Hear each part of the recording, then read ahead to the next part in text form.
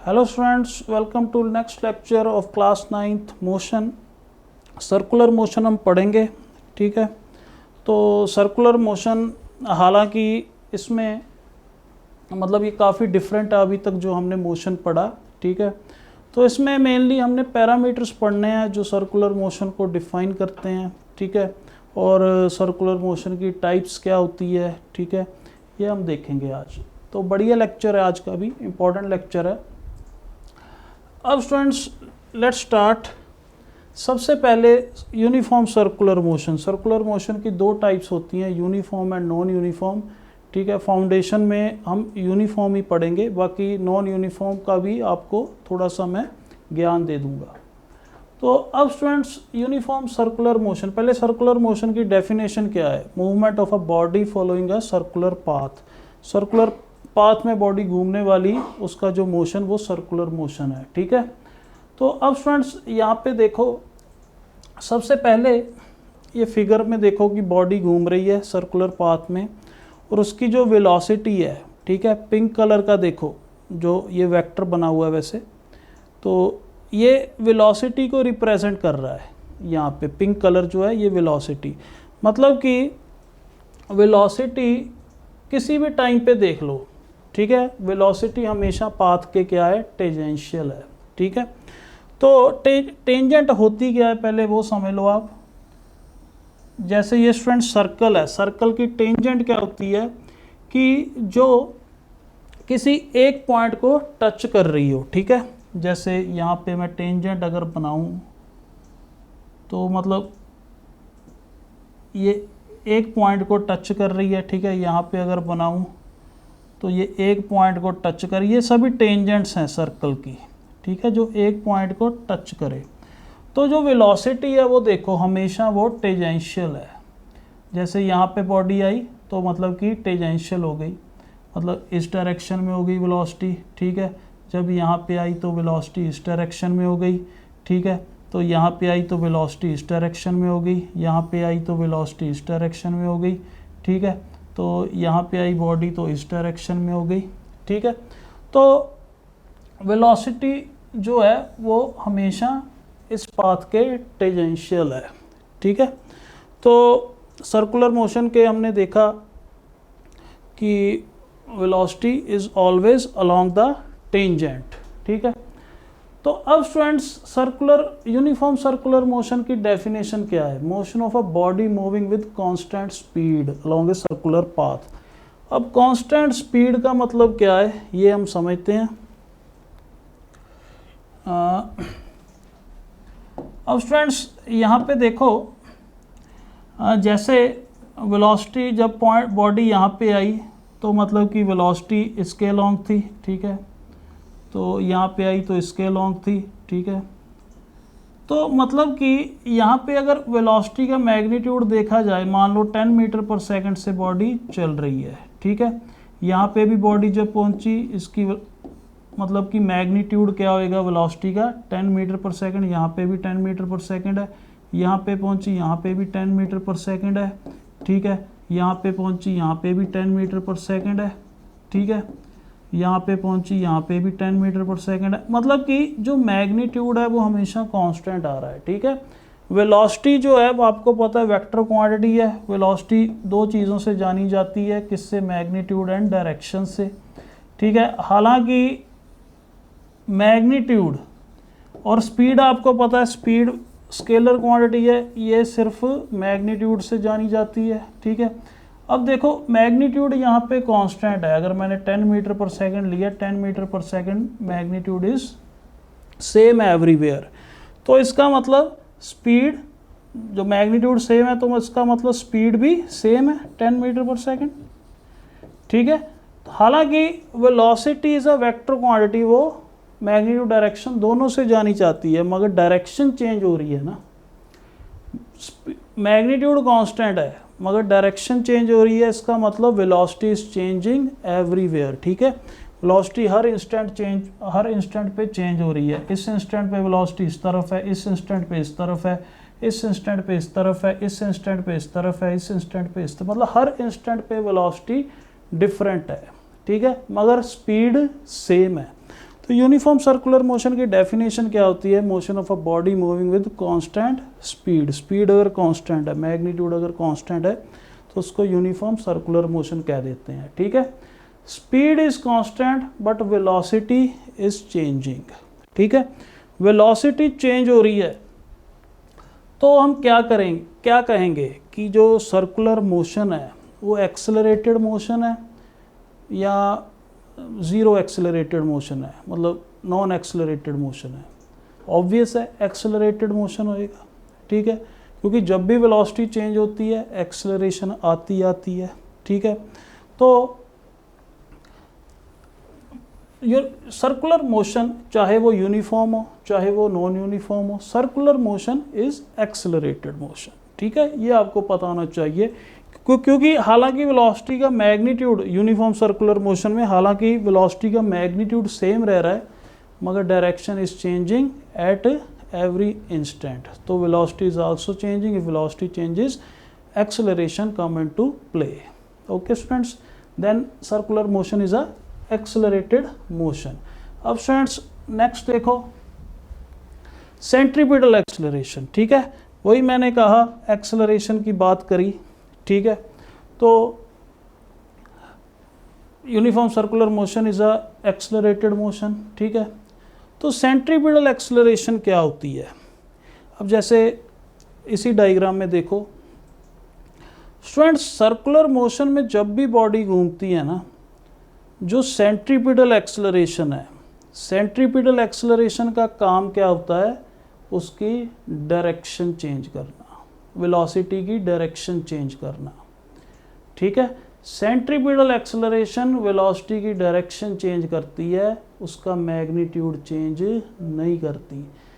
जब भी acceleration perpendicular हो जाए ना वेलोसिटी के, तो वो उसकी डायरेक्शन चेंज करेगी, ना कि मैग्नीट्यूड चेंज करेगी। ठीक है, यहाँ पे देखो हर इंस्टेंट पे एक्सेलरेशन एंड वेलोसिटी में एंगल क्या है? 90 डिग्री।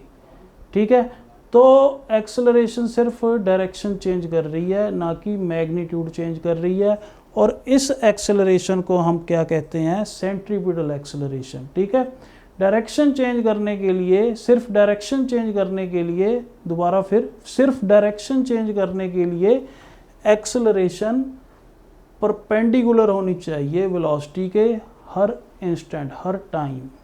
ठीक है, तो यहाँ पे सर्कुलर मोशन में ये जो एक्सेलरेशन है ये वेलोसिटी के परपेंडिकुलर है। ठीक है, और आपको पता है टेंजेंट हमेशा रेडियस के परपेंडिकुलर होता है।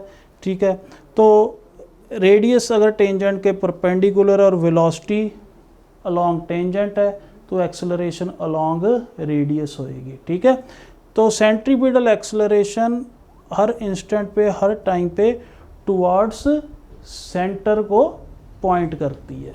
ठीक है, देखो हर टाइम वो सेंटर की तरफ है, सेंट्रीपिटल एक्सेलरेशन।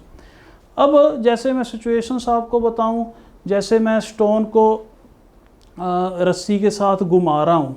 ठीक है, उस केस में जो रस्सी है वो सेंट्रीपिटल एक्सेलरेशन प्रोवाइड कर रही है। ठीक है, जैसे मैं व्हीकल पे जा रहा हूँ, मैंने गाड़ी को घुमाना है। ठीक है, या ऐसे कह लो मैं गाड़ी जो है वो सर्कुलर मोशन में घुमा रहा हूँ। ठीक है, जो मेरी गाड़ी है वो सर्कुलर ट्रैक में घूम रही है। ठीक है, मूव कर रही है। तो उस केस में ये सेंट्रीपिटल एक्सेलरेशन कौन देता है? फ्रिक्शन देता है। ठीक है, अगर वैसे ही मून ने अर्थ के अराउंड घूमना है, ठीक है, तो उसे भी सेंट्रीपिटल एक्सेलरेशन, जब भी सर्कुलर मोशन में बॉडी ने घूमना है तो सेंट्रीपिटल एक्सेलरेशन चाहिए ही चाहिए ना, क्योंकि सर्कुलर मोशन में हमेशा डायरेक्शन चेंज होती है वेलोसिटी की, और डायरेक्शन चेंज करने के लिए सेंट्रीपिटल एक्सेलरेशन चाहिए ही चाहिए। सेंट्रीपिटल एक्सेलरेशन होगी तभी डायरेक्शन चेंज होएगी। ठीक है, तो मून जब अर्थ के अराउंड घूमता है तो सेंट्रीपिटल एक्सेलरेशन देने वाला कौन है? Gravitational force. ठीक है ना, तो वैसे ही अगर इलेक्ट्रॉन न्यूक्लियस के अराउंड घूम रहा है, वहाँ पे सेंट्रीपिटल एक्सेलरेशन कौन देता है? Electrostatic force. तो अलग अलग सिचुएशंस में अलग अलग सोर्सेज सेंट्रीपिटल एक्सेलरेशन प्रोवाइड करते हैं। ठीक है, और सेंट्रीपिटल एक्सेलरेशन याद रखो हमेशा परपेंडिकुलर होती है वेलोसिटी के, और जब एक्सेलरेशन परपेंडिकुलर हो वेलोसिटी के हमेशा, तब वो उसकी डायरेक्शन चेंज करती है, मैग्नीट्यूड कभी चेंज नहीं कर सकती। ठीक है, तो यही लिखा हुआ है, if a particle is moving in a circle it must have some acceleration acting toward centre which is making it move around the centre. ठीक है, आपको बताया मैंने, since this acceleration is perpendicular to velocity of a particle at every instant, it is only the changing of the direction of velocity but not magnitude, that's why motion is uniform circular motion। ठीक है, uniform circular motion actual में होता क्या है, इसमें सिर्फ direction change करती है, मैग्नीट्यूड नहीं चेंज करता। नॉन यूनिफॉर्म में डायरेक्शन भी चेंज होती है, मैग्नीट्यूड भी चेंज होता है। यूनिफॉर्म में मैग्नीट्यूड सेम रहता है, मतलब कि वेलोसिटी का मैग्नीट्यूड या कह लो स्पीड हमेशा सेम रहती है। अगर 10 मीटर पर सेकंड से बॉडी घूम रही है तो वो 10 मीटर पर सेकंड से ही घूमती रहेगी। ठीक है, किसी भी आप टाइम पे देख लो वो 10 मीटर पर सेकंड से ही घूम रही होगी। तो we call this acceleration centripetal acceleration, और ये रेडियस की तरफ पॉइंट करती है तो इसको रेडियल एक्सेलरेशन भी बोल देते हैं। ठीक है, and force acting towards centre is centripetal force. मतलब आपको बताया मैंने सेंट्री एक्सेलरेशन एक्चुअल में ये हम एनएलएम में पढ़ेंगे नेक्स्ट चैप्टर में, न्यूटन लॉज ऑफ मोशन में, वहाँ पे फोर्स का जिक्र होता है। ठीक है, यहाँ पे मोशन में फोर्स का जिक्र हम नहीं करते। ठीक है, सेंट्रीपिटल एक्सेलरेशन जैसे देने वाला आपको बताया मैंने, फ्रिक्शन है या वो रस्सी है, ठीक है, स्ट्रिंग है, या कह लो इलेक्ट्रोस्टैटिक फोर्स है, ठीक है, या कह लो ग्रेविटेशनल फोर्स है, ये सारे जो फोर्सेस है ना, ये मतलब सेंट्रीपिटल फोर्स ही की तरह एक्ट कर रहे हैं। ठीक है ना, तो चलो ये स्टूडेंट्स थी सेंट्रीपिटल एक्सेलरेशन। नेक्स्ट देखो, अब स्टूडेंट्स कुछ एग्जांपल्स हैं यूनिफॉर्म सर्कुलर मोशन की। ठीक है, डायरेक्ट एमसीक्यूज आ जाते हैं। तो जैसे सबसे पहले motion of artificial satellites around the earth is an example of uniform circular motion. ठीक है, सैटेलाइट्स का मोशन, सैटेलाइट्स की कांस्टेंट वेलोसिटी होती है अगर वो सर्कुलर पाथ में घूम रही हैं अराउंड द अर्थ। ठीक है, तो कांस्टेंट मतलब मैग्नीट्यूड कांस्टेंट है वेलोसिटी का, डायरेक्शन नहीं, डायरेक्शन तो बदलेगी। ठीक है, मैग्नीट्यूड कांस्टेंट है, तो आर्टिफिशियल सैटेलाइट का हमेशा कांस्टेंट स्पीड से वो घूमती है अराउंड अर्थ। ठीक है, तो second is motion of electrons around its nucleus. ठीक है, इलेक्ट्रॉन्स भी कांस्टेंट स्पीड से मूव करते हैं। विंड मिल के ब्लेड्स हो गए, ठीक है, अगर वो कांस्टेंट स्पीड से चल रहे हैं तो ऑब्वियस वो यूनिफॉर्म सर्कुलर मोशन है। ठीक है, और seconds hand of a watch with circular dial shows uniform circular motion. ठीक है, आपने देखा होगा कि जो सेकंड हैंड है वो भी कांस्टेंट स्पीड से चलता है। ठीक है, ऐसे नहीं मतलब 1 से 3 बजे तो वो फटाफट मतलब या कह लो किसी टाइम इंटरवल में जब 1 से 3 बज रहे वो तेज़ हो गया। ठीक है, 3 से 5 बजे तो मतलब कि उसकी स्पीड कम हो गई, स्पीड कांस्टेंट रहती है। ठीक है, या वेलोसिटी का मैग्नीट्यूड हमेशा कांस्टेंट रहता है। तो ये कॉमन सी कुछ एग्जांपल्स हैं। ठीक है, नेक्स्ट देखो,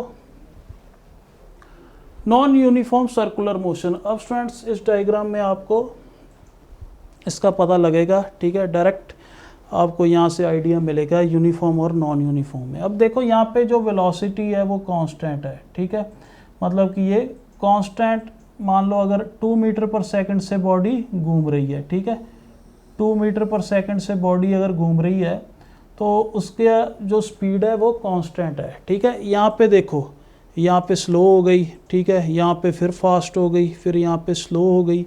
यूनिफॉर्म सर्कुलर मोशन में आपको मैं लिखाता हूँ पहले, यूनिफॉर्म सर्कुलर मोशन में सिर्फ क्या होती है, सेंट्रीपिटल एक्सेलरेशन, जो सिर्फ डायरेक्शन चेंज कर सकती है।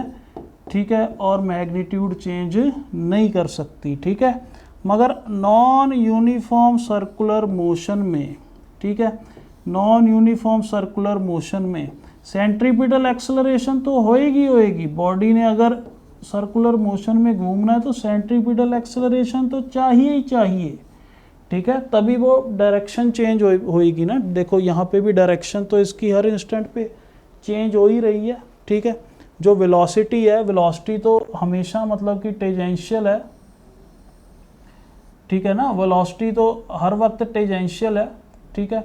तो सेंट्रीपिटल एक्सेलरेशन तो चाहिए ही चाहिए यहाँ पे वेलोसिटी की डायरेक्शन चेंज करने के लिए, मगर यहाँ पे एक और एक्सेलरेशन होती है जिसको हम टेंजेंशियल एक्सेलरेशन कहते हैं। टेंजेंशियल एक्सेलरेशन, टेंजेंशियल एक्सेलरेशन ही होती है स्टूडेंट्स जो कि स्पीड का मैग्नीट्यूड मतलब स्पीड चेंज करती है, या वेलोसिटी का मैग्नीट्यूड चेंज करती है, ये स्पीड चेंज करती है, ठीक है। और ये सिर्फ ओनली डायरेक्शन चेंज करती है, ठीक है ना। तो टेंजेंशियल, अब यहाँ पे टेंजेंशियल भी है और सेंट्रीपिटल भी है, यहाँ पे सिर्फ सेंट्रीपिटल है, ठीक है। टेंजेंशियल एक्सेलरेशन भी हमेशा अलोंग टेंजेंट ही होएगी, इसीलिए इसको टेंजेंशियल बोला हुआ है, अलोंग टेंजेंट होएगी ये, ठीक है, इसीलिए इसको टेंजेंशियल बोला है, मतलब वेलोसिटी की डायरेक्शन में ही होएगी, ठीक है। यहाँ पे देखो सेंट्रीपिटल एक्सेलरेशन वेलोसिटी के परपेंडिकुलर है, ठीक है, और टेंजेंशियल वेलोसिटी के अलोंग है। जो अलोंग होएगी वही मैग्नीट्यूड चेंज कर पाएगी ना, ठीक है ना।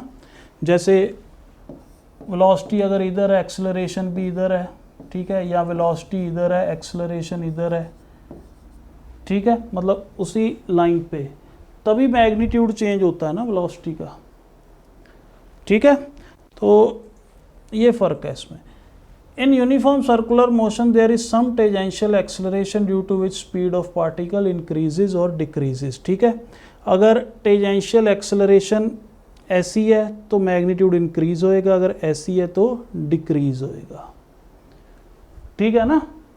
मतलब कि अगर मैं आपको थोड़ा सा और बताऊं तो ये सर्कुलर मोशन में बॉडी घूम रही है, ठीक है, तो वेलोसिटी तो इस तरफ, ठीक है, और सेंट्रीपिटल एक्सेलरेशन इस तरफ, ठीक है। अगर टेंजेंशियल एक्सेलरेशन भी इस तरफ है तो ऑब्वियस है वेलोसिटी का मैग्नीट्यूड बढ़ेगा। मान लो अगर 10 मीटर पर सेकंड है यहाँ पे, ठीक है, यहाँ पे कितनी हो जाएगी 15 मीटर पर सेकंड, ठीक है, यहाँ पे 20 मीटर पर सेकंड, इस तरीके से, ठीक है। तो अगर वेलोसिटी इस तरफ है,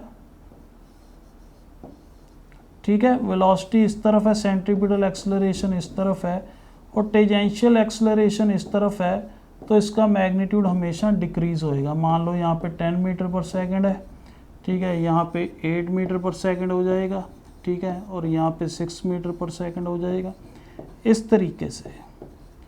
ओके स्टूडेंट्स, तो ये था tangential acceleration and radial acceleration which is also called centripetal acceleration. अब स्टूडेंट्स नेक्स्ट देखो एंगुलर डिस्प्लेसमेंट। अब थोड़े से हम पैरामीटर्स डिफाइन करते हैं सर्कुलर मोशन के, ठीक है। तो स्टूडेंट्स होता क्या है angular displacement? Angle in radians और degrees through which a point और line has been rotated in the specified sense about a specified axis, ठीक है। तो एक्चुअल में ये एंगल ही है। बॉडी जब यहाँ से यहाँ गई, ठीक है, बॉडी जब यहाँ से यहाँ गई तो उसने कितना एंगल कवर किया? दिस, ठीक है, थीटा, थीटा के साथ रिप्रेजेंट कर देते हैं, ठीक है, इसे क्या कहते हैं? थीटा, सिंबल है इसका, ठीक है, थीटा के साथ रिप्रेजेंट करते हैं। तो बॉडी जब यहाँ से यहाँ गई तो एंगल कितना कवर हुआ? थीटा, ठीक है, उसी को ही हम क्या कहते हैं? एंगुलर डिस्प्लेसमेंट, ठीक है। अब स्टूडेंट्स थोड़ा सा हम रेडियंस एंड डिग्रीज में मतलब आपको डिग्रीज तो पता ही होता है, ठीक है, 30 degree angle, 60 degree angle, 90 degree. और रेडियंस का अभी तक आपको ज्ञान नहीं है। चलो रेडियंस में थोड़ा सा आपको बताता हूँ। मतलब कि स्टूडेंट्स 2 पाई रेडियंस में ना 360 डिग्री होते हैं, 2 पाई रेडियंस में, ठीक है। तो 2 पाई रेडियंस, रेडियंस को ऐसे लिखते हैं RAD, डिग्रीज आपको पता है कैसे रिप्रेजेंट करते हैं। तो यहाँ पे 2 pi radians is equivalent to 360 degree, ठीक है। तो मतलब पाई रेडियन, पाई वही है 3.14, 22/7, ठीक है ना, मतलब 6.28 रेडियंस में 360 डिग्री है, ठीक है। 3.14 रेडियंस में 180 डिग्री है, ठीक है। वैसे ही अगर π/2 रेडियन ले लें तो ये किसके इक्वल है, 90 डिग्री के, ठीक है ना। अगर वैसे ही π/4 ले लें तो 45, ठीक है, 45। अगर वैसे ही π/3 ले लें तो 60, π/6 ले लें तो 30, ठीक है। तो इस तरीके से 30 डिग्री, 60, 45। तो ये आपको पता होना चाहिए। एंगुलर डिस्प्लेसमेंट कुछ नहीं, ठीक है, एंगल जो जितना कवर हुआ, और ये स्टूडेंट्स वेक्टर क्वांटिटी है, ठीक है। अब इसकी जो डायरेक्शन होती है ना, डायरेक्शन हम राइट हैंड रूल से निकालते हैं, ठीक है, वो थोड़ा हायर पार्ट है। तो डायरेक्शन हमेशा इसकी परपेंडिकुलर टू द प्लेन होएगी, मतलब इस डायरेक्शन में परपेंडिकुलर, ठीक है। तो अगर ये x एक्सिस है, ये y एक्सिस है, z एक्सिस के लॉन्ग, ठीक है, z यहाँ -z एक्सिस के लॉन्ग, ठीक है। तो ये थी आपकी angular displacement. Second students angular velocity. जैसे डिस्प्लेसमेंट मतलब कि डिस्टेंस कवर हुआ, वैसे ही एंगल, सर्कुलर मोशन है मतलब एंगल कवर हुआ। जैसे वेलोसिटी थी rate of with which displacement occurs, वैसे ही angular velocity rate with which angular displacement occurs, ठीक है। तो rate of change of angular displacement, इसे स्टूडेंट्स हम डिनोट करेंगे ओमेगा के साथ, ठीक है, ओमेगा कहते हैं इसे। तो ओमेगा से इसे रिप्रेजेंट करेंगे। तो वही टी टाइम में अगर एंगुलर डिस्प्लेसमेंट हो रही है थीटा, तो यूनिट टाइम में कितनी होएगी, θ/t, और इसे ही हम क्या कहते हैं, एंगुलर डिस्प्लेसमेंट, ठीक है स्टूडेंट्स, ओके। अब स्टूडेंट्स नेक्स्ट देखो टाइम पीरियड एंड फ्रीक्वेंसी। अब टाइम पीरियड क्या होता है, एक रेवोल्यूशन, बॉडी जब यहाँ से यहाँ आ गई, एक रेवोल्यूशन कंप्लीट हो गई, ठीक है। तो एक रेवोल्यूशन कंप्लीट करने को जितना टाइम लगा बॉडी को, वो टाइम पीरियड है, ठीक है ना। जैसे अगर आप GIF में देखना चाहते हो, ठीक है, तो इसमें देखो बॉडी यहाँ से मान लो मैं कहता हूँ यहाँ से चली, ठीक है, तो दोबारा जितने टाइम में यहाँ पे पहुँची, ठीक है, दोबारा जितने टाइम में यहाँ पे पहुँची, तो उसको जितना टाइम लगा उसको हम क्या कह देंगे, टाइम पीरियड, ओके स्टूडेंट्स। तो अब यहाँ पे टाइम पीरियड, इसको हम रिप्रेजेंट करेंगे कैपिटल T के साथ, ठीक है, और इसकी SI यूनिट आपको पता है सेकंड्स है, ठीक है, और फ्रीक्वेंसी को हम डिनोट करेंगे F के साथ, ठीक है स्टूडेंट्स। तो अब स्टूडेंट्स जैसे कि हमने देखा फ्रीक्वेंसी की डेफिनेशन क्या होती है, यूनिट टाइम में, मतलब एक सेकंड में जितनी रेवोल्यूशंस हो रही हैं, ठीक है, रेवोल्यूशंस पर यूनिट टाइम, ठीक है। अगर मान लो टी टाइम मतलब टाइम पीरियड में एक रेवोल्यूशन हो रही है, तो एक सेकंड में कितनी होएगी, 1/t, ठीक है, और इसे हम फ्रीक्वेंसी कहते हैं, ओके स्टूडेंट्स। तो ये फ्रीक्वेंसी और टाइम पीरियड में रिलेशन है। अब थोड़ा सा पीछे आ जाते हैं हम। अब स्टूडेंट्स एंगुलर डिस्प्लेसमेंट जो है, इसको आपको बताया मैंने, रेडियंस और डिग्रीज में मेजर करते हैं, ठीक है, और SI यूनिट हम रेडियंस मानते हैं, ठीक है, SI unit of angular displacement is radians, ठीक है, SI यूनिट क्या है, रेडियंस है। तो अब स्टूडेंट्स यहाँ पे देखो, अगर थीटा एंगुलर डिस्प्लेसमेंट 2 पाई के इक्वल हो जाए। इसका क्या मतलब है, बॉडी यहाँ से चली एक पॉइंट से, दोबारा घूम के वहाँ पे आ गई टी टाइम के बाद, कैपिटल टी टाइम के बाद। तो मतलब कि कितना एंगल कवर हो गया जब बॉडी दोबारा यहाँ पे आ गई, 360 डिग्री, मतलब उसको 2 पाई रेडियन भी बोल सकते हैं। ठीक है, तो जब 2 पाई कवर हो जाता है वो कितने टाइम में होता है, टाइम पीरियड में।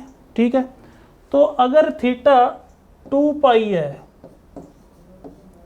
ठीक है, 2 पाई रेडियन, तो टाइम कितना लगेगा, कैपिटल टी सेकेंड्स। ठीक है, तो ये भी एक फॉर्मूला है ओमेगा का। ओमेगा को हम जनरल फॉर्म में लिख लेते हैं थीटा बाय टी या 2 पाई बाय कैपिटल टी। ठीक है स्टूडेंट्स, तो ये फॉर्मूला आपने याद रखना है। अब इसकी वैसी एसआई यूनिट की बात करें तो इसकी एसआई यूनिट क्या हो जाएगी, रेडियंस पर सेकेंड, और ये भी वेक्टर क्वांटिटी है। ठीक है, इसकी भी जो डायरेक्शन होती है वो मतलब सर्कुलर मोशन, मतलब जो ये प्लेन है उसके परपेंडिकुलर। ठीक है, उसकी भी डायरेक्शन, मतलब एक्चुअल में जो डायरेक्शन एंगुलर डिस्प्लेसमेंट की है वही एंगुलर वेलोसिटी की होती है। ठीक है, तो वेक्टर क्वांटिटी है ये, एंगुलर डिस्प्लेसमेंट भी वेक्टर क्वांटिटी है, एंगुलर वेलोसिटी भी वेक्टर क्वांटिटी है। जैसे डिस्प्लेसमेंट, अकेली डिस्प्लेसमेंट, उसको लीनियर डिस्प्लेसमेंट भी कह देते हैं। ठीक है, जैसे लीनियर डिस्प्लेसमेंट की एसआई यूनिट मीटर थी। ठीक है, और वो वेक्टर क्वांटिटी थी। ठीक है, और वैसे ही वेलोसिटी, अकेली वेलोसिटी, मतलब उसको लीनियर वेलोसिटी भी कह देते हैं। ठीक है, तो लीनियर वेलोसिटी की जैसे कि एसआई यूनिट मीटर पर सेकंड थी और वो वेक्टर क्वांटिटी थी, वैसे ही यहाँ पे एंगुलर डिस्प्लेसमेंट भी वेक्टर क्वांटिटी है और एंगुलर वेलोसिटी भी वेक्टर क्वांटिटी है। Angular displacement, angular velocity are both vector quantities, और उनकी direction perpendicular to the plane of circular motion होती है। ठीक है ना, तो ये एंगुलर वेलोसिटी हो गया। ठीक है, फ्रीक्वेंसी की हमने बात कर ली, टाइम पीरियड की बात कर ली। अब टाइम पीरियड की एसआई यूनिट सेकंड्स है, फ्रीक्वेंसी की एसआई यूनिट स्टूडेंट्स क्या होगी, hertz. Hertz is SI unit. ठीक है, तो हर्ट्स का मतलब हर्ट्स को हम ऐसे भी कह सकते हैं रेवोल्यूशंस पर सेकंड, आरपीएस। ठीक है, आरपीएस, तो इसको चलो मैं लिख लेता हूं, SI unit of time period, ये तो आपको पता ही है, सेकेंड्स। ठीक है, वैसे ही एसआई यूनिट ऑफ फ्रीक्वेंसी, ठीक है, ये होती है हर्ट्स या रेवोल्यूशंस पर सेकेंड। ठीक है, एक सेकंड में कितने रेवोल्यूशंस हुए, तो ये है। अगर आपको 1 हर्ट्स को डिफाइन करने के लिए कहे 1 हर्ट्स, ठीक है, तो कैसे करोगे, फ्रीक्वेंसी का फॉर्मूला लिखोगे। ये 1 के इक्वल फ्रीक्वेंसी कब होएगी, जब टाइम पीरियड 1 के इक्वल होएगा। ठीक है, तो क्या कहेंगे, अगर एक सेकंड में एक रेवोल्यूशन हो रही है तो फ्रीक्वेंसी क्या होएगी, 1 hertz. Okay students, if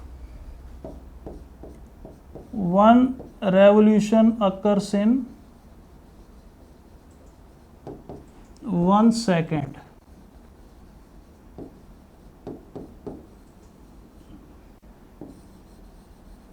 then frequency of body in circular motion is said to be 1 hertz. Okay students, अब स्टूडेंट्स नेक्स्ट देखो, relation between linear velocity and angular velocity. ठीक है, अब स्टूडेंट्स देखो, जब भी बॉडी घूम रही है, ठीक है, जब भी बॉडी घूम रही है तो मैं कहता हूँ इसकी जो सेंस है ये एंटी क्लॉकवाइज है। ठीक है, 2 ही सेंस ऑफ रोटेशन होती है, या क्लॉकवाइज या एंटी क्लॉकवाइज। ठीक है, मैं मान लेता हूँ एंटी क्लॉकवाइज है, चलो थोड़ा सा अच्छा बना लेता हूं। ठीक है, और बॉडी घूम रही है एंटी क्लॉकवाइज, तो ओमेगा मैं ऐसे रिप्रेजेंट करूँगा, ऐसे घूम रही है, ठीक है। तो अब स्टूडेंट्स ये एंगुलर वेलोसिटी और लीनियर वेलोसिटी कौन सी है, जो टेंजेंशियल थी, ये लीनियर वेलोसिटी है। इन दोनों में हमने रिलेशन फाइंड आउट करना है, ठीक है। मतलब एंगुलर वेलोसिटी इस तरफ कहने का मतलब है ये एंटी क्लॉकवाइज मूव कर रही है, ठीक है। अगर ये ऐसे मूव कर रही है तो इसका मतलब क्लॉकवाइज है, ठीक है। वेलोसिटी इस तरफ क्लॉकवाइज। अब स्टूडेंट्स हम इन दोनों के बीच में रिलेशन देखते हैं, मज़ेदार बात है। तो अब स्टूडेंट्स देखो इसके बीच में रिलेशन होता है v is equal to omega into r, ठीक है। अब ओमेगा तो आपको पता है angular velocity, v linear velocity, r क्या होता है distance of any point from the centre. आप कुछ कंफ्यूज हो रहे होगे कि ये तो r तो रेडियस है, नहीं। अब मान लो एक रॉड है जो सर्कुलर मोशन में घूम रही, ठीक है। ये जो ब्लू रॉड सर्कुलर मोशन में घूम रही, यहाँ पे मैं 2 पॉइंट्स ले लेता हूँ, ठीक है। सर्कुलर रॉड पे मैं 2 पॉइंट्स ले लेता हूँ, A और B, ठीक है। अब स्टूडेंट्स अगर रॉड यहाँ पे आ जाती है तो जो A पॉइंट घूम के यहाँ पे आ जाएगा और B पॉइंट घूम के यहाँ पे आ जाएगा। अब स्टूडेंट्स ये जो पॉइंट है ये A डैश बन गया, ये पॉइंट B डैश बन गया, घूम के मतलब रॉड जो है ऐसे कह लो घूम के यहाँ पे आ गई, t सेकंड्स में घूम के आ गई, ठीक है। और रॉड की एंगुलर डिस्प्लेसमेंट कितनी हो गई, थीटा, ठीक है। मतलब ये जो एंगल है ये थीटा है। अब दोनों पॉइंट्स की देखो एंगुलर वेलोसिटी सेम होएगी, ठीक है ना। एंगुलर वेलोसिटी A की क्या है, वो भी थीटा बाई टी है, और B ने भी, दोनों का एंगल सेम है ना, देखो ये एंगल सेम है दोनों का, A का और B का, ठीक है। तो दोनों की एंगुलर वेलोसिटी सेम है। मगर आप देखो जब A पॉइंट यहाँ पे आ गया, ठीक है, ये वही A पॉइंट है, पहले रोड यहाँ थी अब यहाँ पे आ गई, तो A पॉइंट यहाँ से यहाँ आ गया, मतलब ये रोड है, A पॉइंट यहाँ से घूम के यहाँ पे आ गया, ठीक है, वही A पॉइंट है। तो आप देखो t सेकंड्स में सेम टाइम में B ने ज़्यादा डिस्टेंस ट्रैवल किया है, A ने कम ट्रैवल किया है। तो इसका मतलब क्या है कि B की जो वेलोसिटी है वो ज़्यादा होएगी, क्योंकि B ने ज़्यादा डिस्टेंस कवर किया A से, ठीक है। तो इस फॉर्मूले से हमें इस चीज़ की फील मिलती है, क्योंकि B का देखो यहाँ पे B का जो डिस्टेंस है वो ऑब्वियस ज़्यादा है, ठीक है। B का जो डिस्टेंस है वो ऑब्वियस यहाँ पे ज़्यादा है, ठीक है। B का डिस्टेंस इतना है और A का इतना है सेंटर से। तो B का अगर डिस्टेंस ज़्यादा है तो ऑब्वियस उसकी लीनियर वेलोसिटी भी ज़्यादा होएगी, ठीक है। तो ये हमें पता भी लग रहा है, अगर ओमेगा सेम है तो V डायरेक्टली प्रोपोर्शनल है R, जिसका R ज़्यादा होएगा उसकी वेलोसिटी ज़्यादा होएगी। B का R ज़्यादा है तो B की वेलोसिटी भी यहाँ पे ज़्यादा है, ठीक है ना, RB, ठीक है। तो इसको चलो मैं ऐसे लिख लेता हूँ, दूसरी फॉर्म में लिखा है, ठीक है स्टूडेंट्स। तो दिस इज RB, ठीक है, और ये क्या है, दिस इज RA। तो ऑब्वियस है यहाँ पे हमें RB is greater than RA, ठीक है। RB is greater than RA, तो velocity of B must be greater than velocity of A। B point की वेलोसिटी ज़्यादा, इसलिए वो सेम टाइम में ज़्यादा डिस्टेंस कवर कर रहा है, ठीक है। तो इस फॉर्मूले से हमें ये पता लगता है जितना पॉइंट दूर है सेंटर से उसकी उतनी ज़्यादा लीनियर वेलोसिटी होएगी, ठीक है। ये इसका फॉर्मूला है, ठीक है। अब ओमेगा को आप देखो, ओमेगा के लिखने के बहुत तरीके हैं, क्या क्या तरीके हैं। अब ओमेगा को आप थीटा बाई टी भी लिख सकते हो, 2 पाई बाय कैपिटल T भी लिख सकते हो, 2 पाई इंटू फ्रीक्वेंसी भी लिख सकते हो, ठीक है ना। तो वेलोसिटी ओमेगा को अब 2 पाई एफ इंटू आर ये भी लिख सकते हो, या इसको ऐसे भी लिख सकते हो 2 पाई आर अपॉन टी। ठीक है स्टूडेंट्स, तो ये जो फॉर्मूले ये काम आ जाते हैं क्वेश्चंस में। ठीक है, तो अब स्टूडेंट्स नेक्स्ट देखो सेंट्रीपिटल एक्सेलरेशन का फॉर्मूला। सेंट्रीपिटल एक्सेलरेशन का फॉर्मूला हम हायर क्लासेस में डिराइव करेंगे, मगर यहाँ पे आपको फॉर्मूला पता होना चाहिए। ठीक है, सेंट्रीपिटल एक्सेलरेशन हमेशा सेंटर की तरफ होएगी। इसका स्टूडेंट्स फॉर्मूला होता है वी स्क्वायर बाय आर। ठीक है, r is the distance from the centre. ठीक है, तो अब ये इसका फॉर्मूला है। अब इसके अनदर फॉर्म में भी लिख सकते हैं। वी आपको पता है किसके इक्वल होता है, ओमेगा स्क्वायर, मतलब वी ओमेगा आर के इक्वल होता है ना। ये यहाँ पे मैं पुट कर देता हूँ। ठीक है, तो ये किसके इक्वल हो जाएगा, ओमेगा स्क्वायर इंटू आर। ठीक है, तो चाहे वी स्क्वायर अपॉन आर लिख लो, चाहे ओमेगा स्क्वायर इंटू आर लिख लो, चाहे ओमेगा की यहाँ पे वैल्यू पुट कर दो 2 पाई अपॉन टी का होल स्क्वायर।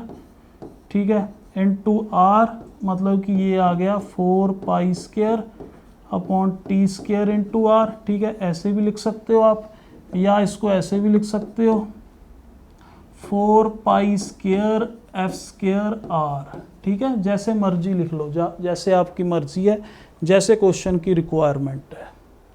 ओके स्टूडेंट्स, अब नेक्स्ट देखो क्वेश्चन है कि अर्थ का रेडियस 6400 किलोमीटर है।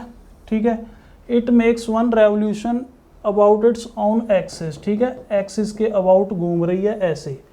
ठीक है, आपको पता है ना कि जो अर्थ है वो अपनी एक्सिस के अबाउट भी घूमती है और अर्थ सन के अराउंड भी घूमती है। ठीक है ना, तो वो जैसे घूम के, जैसे ऐसे घूम के वो आगे भी जाती रहती है। ठीक है, तो इस तरीके का मोशन होता है। अब यहाँ पे सेंट्रीपिटल एक्सेलरेशन पूछी है, point on it's equator. Equator पे ये पॉइंट है। ठीक है, ये ऐसे घूमेगा, ऐसे घूमेगा। तो चलो इसका मैं पाथ भी बना देता हूँ। ठीक है, ऐसे घूमेगा ये पॉइंट। तो इसका रेडियस हमें पता है, रेडियस हमें गिवन है कितना, 6400 किलोमीटर। वैसे ये आपको याद भी होना चाहिए। ठीक है, जनरल नॉलेज, अर्थ का रेडियस। तो हमें टाइम पीरियड पता है आपको। ठीक है, एक रेवोल्यूशन 24 आवर्स में लगाती है। ठीक है ना, मतलब ये पॉइंट दोबारा घूम के 24 आवर्स में यहाँ पे आ जाएगा। ठीक है, तो टाइम पीरियड इसका 24 आवर्स। अब आपको एक्सेलरेशन पूछी है, तो कौन सा फॉर्मूला मैं लगाऊं, ये वाला लगा दूं।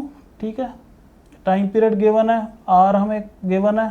ठीक है, तो 4 पाई स्क्वायर, अब टाइम 24 आवर्स, आंसर हमें सेंटीमीटर और सेकंड स्क्वायर में चाहिए, तो आवर्स को हमें सेकंड्स में कन्वर्ट करना पड़ेगा। ठीक है, तो इसका स्क्वायर है, तो 24 इंटू 24 3600 का स्क्वायर। ठीक है, और रेडियस कितना है 6400 किलोमीटर। किलोमीटर को मीटर में कन्वर्ट करता हूँ, मीटर को सेंटीमीटर में। तो स्टूडेंट्स ये सिंप्लीफाई करो आप, ये जब सिंप्लीफाई करोगे आपको सेंटीमीटर पर सेकंड स्क्वायर में आंसर आ जाएगा। ठीक है, और ये अप्रॉक्सीमेटली 3.4 के इक्वल होएगा, मतलब काफ़ी कम होती है, काफ़ी कम इसकी एंगुलर एक्सेलरेशन होती है अर्थ की। ठीक है ना, तो मतलब एक्सिस के अबाउट ऐसे घूम रही है ये। ठीक है, ओमेगा से, तो एंगुलर एक्सेलरेशन काफ़ी कम है, क्योंकि ओमेगा की वैल्यू काफ़ी कम है ना। ओमेगा की वैल्यू देखो क्या, कैसे फाइंड आउट करोगे, 2 पाई बाई टी।